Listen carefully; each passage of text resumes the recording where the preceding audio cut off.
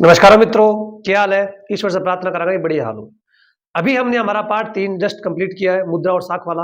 अब हम चल रहे हैं हमारे पार्ट नंबर 4 की ओर, जिसमें लिख है वैश्वीकरण और भारतीय अर्थव्यवस्था। यानी ये पार्ट दो शब्दों पर डिपेंड है, यानी दो शब्दों से मिलकर बना है। एक है वैश्वीकरण और दूसरा है भारतीय अर्थव्यवस्था। वैश्वीकरण एक शब्द है, वैश्वीकरण, और दूसरा है भारतीय अर्थव्यवस्था। अब देखो, भारतीय अर्थव्यवस्था, इसको लो सबसे पहले शब्द।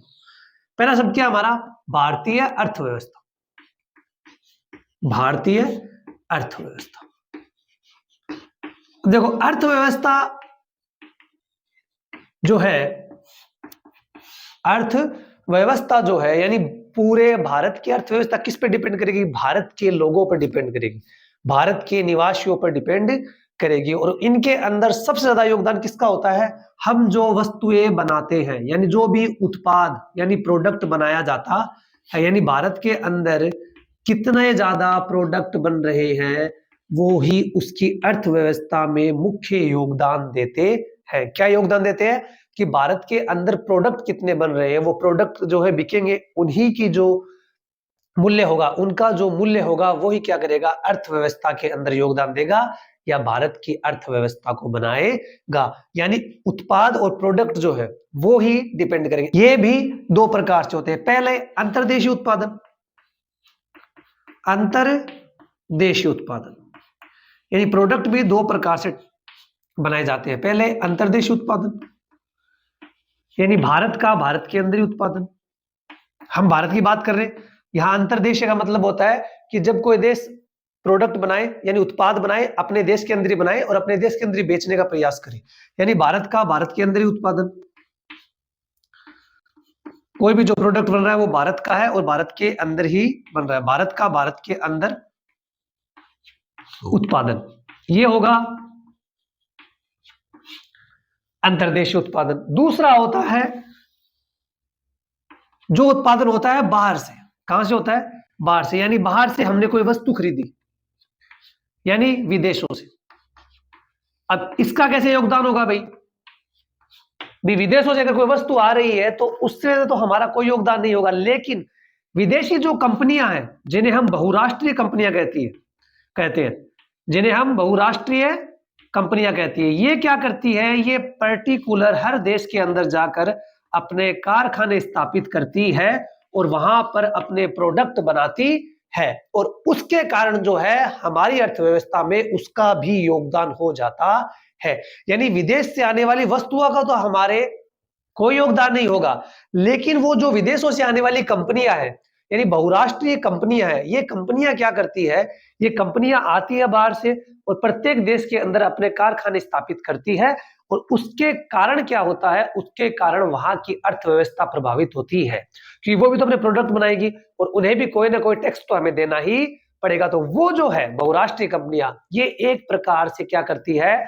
हमारी अर्थव्यवस्था में योगदान दे देती है, और हमें सबसे पहले इन्हीं बहुराष्ट्रीय कंपनियों के बारे में पढ़ना है। बहुराष्ट्रीय कंपनियां, यानी हमारा पहला टॉपिक क्या होगा? बहुराष्ट्रीय कंपनियां। तो हमारा अगला टॉपिक है बहुराष्ट्रीय कंपनी, यानी हमें बात करनी है बहुराष्ट्रीय कंपनियों की। भाई ये क्या होती है? चलो देखते हैं क्या होती है बहुराष्ट्रीय कंपनी।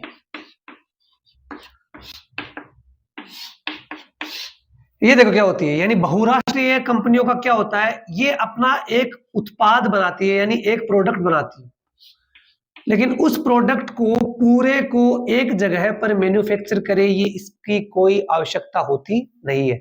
यानी बहुराष्ट्रीय कंपनियां क्या करती है? अलग अलग देशों के अंदर अपने उत्पाद को बनाती है और अलग अलग देशों में ही उन उत्पाद को बेच देती है, यानी उनका पर्टिकुलर कोई एक क्षेत्र होता नहीं है। वो अलग अलग देशों में अपने उत्पाद बनाती है और उन्हें अलग अलग देशों में बेच देती है। जैसे एक बार मान के चलो, एक फोन ले लो, एक सैमसंग का फोन ले लो। सैमसंग का फोन है, उसका कवर उसका सॉरी वो ग्लास कहीं बनेगा, उसका मदरबोर्ड कहीं बनेगा, उसकी स्क्रीन कहीं बनेगी, उसका और जो और कुछ मान लो, टच सेंसर मान लो, वो कहीं और बनेगा, उसकी और कुछ मान लो, कोई जो मेमोरी होती है, कुछ भी होता है, मेरे को भी नहीं पता ज्यादा, वो कहीं और बनेगा। यानी ये सब कुछ बन रहा कहीं और का है। कंपनी कहाँ की है? दक्षिण कोरिया की। अब दक्षिण कोरिया कंपनी इन सबको अलग अलग जगह बनाएगी। मान लो कि ग्लास बन रहे हैं, वो सारी चीन में बन रहे हैं, जो मदरबोर्ड है वो सारे इंडिया में बन रहे हैं, जो टच सेंसर है वो सारे अमेरिका में बन रहे हैं। फिर वहां से एक जगह ऐसी होगी जहां पर वो सारे आएंगे, वहां पर फोन मैन्युफैक्चर होगा, पूरा फोन बनेगा और फिर उस फोन को पूरे विश्व में बेच दिया जाएगा। यानी सैमसंग का फोन सभी जगह पे मिल रहा है। तो बात समझ रहे हो ना? यानी बहुराष्ट्रीय कंपनियां क्या करती है कि अपने उत्पादों को अलग अलग देशों में बनाती है और अलग अलग देशों में ही बेचती है, वो कहलाती है बहुराष्ट्रीय कंपनियां। अब इनके अलग अलग देशों में काम करने के या कारखाने कब लगाने हैं, उनके भी कुछ शर्तें होती हैं। यानी ये किसी देश के अंदर क्यों कारखाने लगाएंगे, ये पहले कुछ चीजों को देखती है, अगर वो शर्तें पूरी होती है तभी ये बहुराष्ट्रीय कंपनियां उस देश के अंदर अपना कारखाना लगाती है, अन्यथा अपना कारखाना लगाती नहीं है। कहने का मतलब क्या है? कहने का मतलब यह है कि कोई भी बहुराष्ट्रीय जो कंपनी है वो किसी भी देश में अपना कारखाना किसी न किसी पर्टिकुलर शर्त पे ही लगाती है, वरना नहीं लगाती। वो पहली शर्त क्या है? वो पहली शर्त है कि वहां पर उसे बाजार नजदीक मिलना चाहिए। क्या नजदीक मिलना चाहिए? बाजार नजदीक मिलना चाहिए, यानी वहां आसपास में उस प्रोडक्ट के लिए बाजार होना चाहिए। अगर बाजार ही नहीं है तो फिर प्रोडक्ट का क्या काम?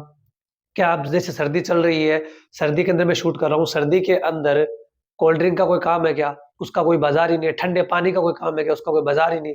लेकिन हाँ, गर्मा गर्म चाय का काम है। तो प्रोडक्ट जो है उसके लिए उस समय बाजार है या नहीं है, या बाजार है, ये उस पर डिपेंड करता है। दूसरा, सस्ता श्रम। सस्ता श्रम यानी मजदूर जो है वो उसको सस्ते मिलने चाहिए। अगर उसे मजदूर सस्ते नहीं मिलेंगे तो भी वो वहां पर अपना जो है कारखाना स्थापित करती नहीं है। और मोस्ट इंपोर्टेंट नंबर 3, वहां की सरकार के नियम।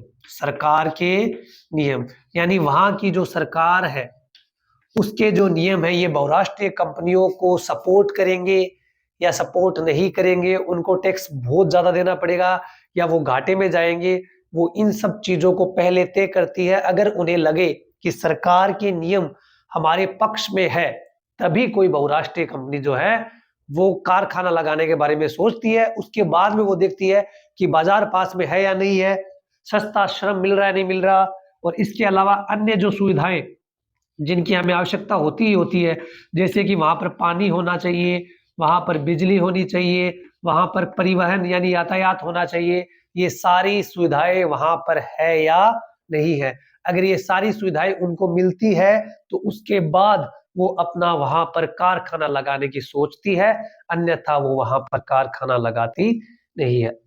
आई थिंक यहां तक तो कोई दिक्कत नहीं होगी कि कोई भी बहुराष्ट्रीय कंपनी जो है उसकी किसी भी देश में, भारत में नहीं किसी भी देश में जो है वो शर्त क्या होती है अपना कारखाना स्थापित करने की, अपनी मिल स्थापित करने की, उसकी पहली शर्त ये होती है कि वहां पर उसका बाजार होना चाहिए, सस्ता श्रम मिलना चाहिए, सरकार के नियम उसके पक्ष में हो और अन्य सुविधाएं मिले। अब बात करते हैं बहुराष्ट्रीय कंपनियों की कार्य प्रणाली। बहुराष्ट्रीय कंपनियों की कार्य प्रणाली के, इनकी कार्य करने की प्रणाली क्या होती है, इनका कार्य करने का तरीका क्या होता है? कार्य प्रणाली देखो,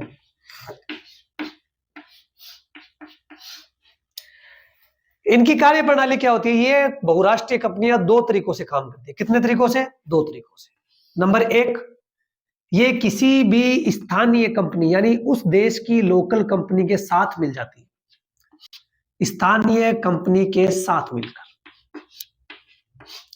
स्थानीय कंपनी के साथ मिलकर, पहला तरीका तो है इसका ये कि ये क्या करती है, कोई भी स्थानीय कंपनी होती है उसके साथ मिलती है और फिर उसके साथ पार्टनरशिप करके अपना व्यापार प्रारंभ करती है। जैसे मान लो ये भारत में आई और भारत में जैसे मान लो कि ये आई एज ए तौर पे, मान लो किसी फूड के अंदर आई, किसी खाने की चीज के अंदर आई, तो ये देखेगी कि उस खाने की चीज के अंदर पहले से कौन सी कंपनी है जो अच्छा काम कर रही है, और ये क्या करती है उस कंपनी के पास जाती है और उसे ऑफर देती है कि एक काम कीजिए, हम आपके अंदर इन्वेस्टमेंट कर देंगे, हम आपको नई मशीनें देंगे, नई तकनीकें देंगे, आप हमारे साथ पार्टनरशिप कर लीजिए, और उसमें जो बेनिफिट होगा, जो लाभ होगा, प्रॉफिट होगा, उसको हम आधा आधा या फिर जो भी इनकी शर्त होती है उस शर्त के अकॉर्डिंग बांट लेंगे। एक तो इनके काम करने का तरीका होता है जिसमें ये फायदे में रहते हैं। दूसरा तरीका भी है जिसमें भी ये फायदे में रहते हैं। ये क्या करते हैं किसी भी स्थानीय कंपनी को खरीद लेते हैं, स्थानीय कंपनी को खरीदकर, स्थानीय कंपनी को खरीदकर, यानी इसमें ये क्या करते हैं, इसमें ये देखते हैं कि उस क्षेत्र में जिसमें ये काम करने आए हैं उसमें कौन सी स्थानीय कंपनी काम कर रही है पहले से, जिसका एक ठीक ठाक नेटवर्क पहले से ही बनाया हुआ है, यानी उसके पास पहले से ही कस्टमर है। उस कंपनी को ये अपने पास खरीद लेती है कि आप इस कंपनी को हमें बेच दो। फिर उस कंपनी को खरीद कर क्या करती है, उस कंपनी के थोड़े लेबल चेंज कर देती है, थोड़ा उसकी क्वालिटी सुधार देती है और उसके बाद उसी प्रोडक्ट को फिर से मार्केट में भेज देती है, जिससे पहले से जो नेटवर्क बना हुआ है वो तो उससे जुड़ता ही है और नया नेटवर्क भी इसको मिल जाता है। इससे भी ये फायदे में रहती है। इसका एक उदाहरण है कि अमेरिका की कंपनी आई थी करगिल फूड्स। कौन सी आई थी? करगिल फूड्स। इस नाम से अमेरिका की कंपनी आई थी भारत में काम करने के लिए। तो जब करगिल फूड्स काम करने के लिए भारत में आई थी तो इसने देखा, उस समय एक कंपनी थी परख फूड्स नाम से। कौन सी थी? परख फूड्स। तो इन्होंने क्या किया, करगिल फूड्स ने परख फूड्स को खरीद लिया कि आप अपनी कंपनी हमको दे दो, और इनसे अब इनकी कंपनी ले ली। अब इनका नेटवर्क पहले से तो बनाया हुआ था, वो नेटवर्क यूज लिया, अपना थोड़ा उसमें इन्वेस्टमेंट किया, थोड़े एडवर्टाइजमेंट किए, थोड़े उसके लेबल चेंज किए और उसके बाद उसने क्या किया, उन्हीं प्रोडक्ट को फिर से बेचना चालू कर दिया। और ऐसा समय आ गया कि एक टाइम में ये 50 लाख प्रोडक्ट जो है वो डेली के बेचने चालू इन्होंने कर दिए। तो ये इस प्रकार से ये दो कार्य प्रणाली होती है बहुराष्ट्रीय कंपनियों के काम करने की, जिसमें पहला तो है कि ये स्थानीय कंपनियों के साथ ही मिलकर काम कर लेती है और दूसरा है कि स्थानीय कंपनियों को ये खरीद लेती है और उसके बाद काम करती है। इस प्रकार से बहुराष्ट्रीय कंपनियां जब भारत में या अन्य किसी भी देश में आती है तो वो उसकी अर्थव्यवस्था में अपने आप ही योगदान देने लग जाती है। इसके अंदर कोई दोहराया नहीं है। अब हम जो है आगे हम पढ़ेंगे वो है, अब हम पढ़ेंगे विदेशी व्यापार और बाजारों का एकीकरण। विदेशी व्यापार और बाजारों का एकीकरण, भाई ये क्या है, ये क्या टर्म हुई कि विदेशी व्यापारों से बाजार एक कैसे होते हैं। एकीकरण का अर्थ है बाजारों को एक कर देना, बाजार एकीकरण। अब ये पूछ रहा है कि विदेशी व्यापार से बाजारों का एकीकरण किस प्रकार से हो जाएगा।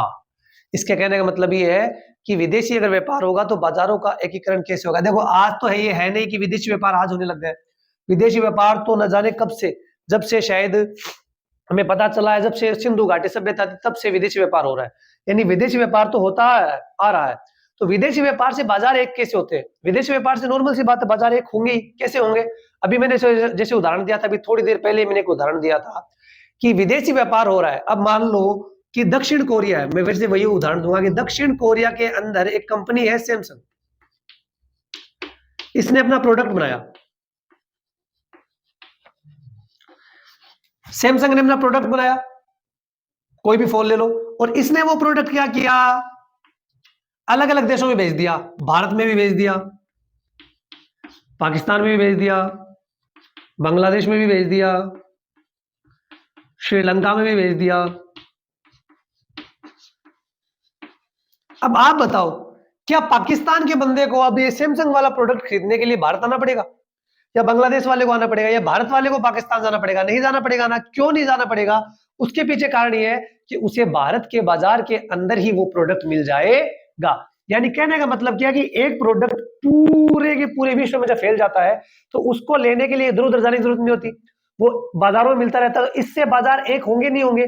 निश्चित रूप से बाजार एक होंगे कि ये प्रोडक्ट अब सभी बाजारों में मिल रहा है, तो बाजारों को एक किया नहीं किया। अब मैंने कहा कि मुझे को सैमसंग का फोन चाहिए, अब मैं विश्व के किसी भी देश में खड़ा हूं और मुझे सैमसंग का फोन चाहिए, मुझे मिल जाएगा वहां पे। क्यों मिल जाएगा? क्योंकि वो सभी जगह पर अपने विदेशी वो सभी जगह पर क्या है, उस प्रोडक्ट को दक्षिण कोरिया की जो कंपनी है सैमसंग, वो उसे सभी देशों के अंदर बेच रही है, जिससे बाजार जो है वो एक हो रहे हैं।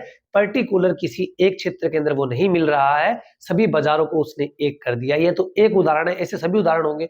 भी कोई भी उदाहरण ले लो, जिससे क्या होता है, कोई भी प्रोडक्ट है, वो प्रोडक्ट जब पूरे विश्व में बिकता है, जब विदेशी व्यापार आपस में होता है, तो उससे बाजार एक होते ही होते हैं।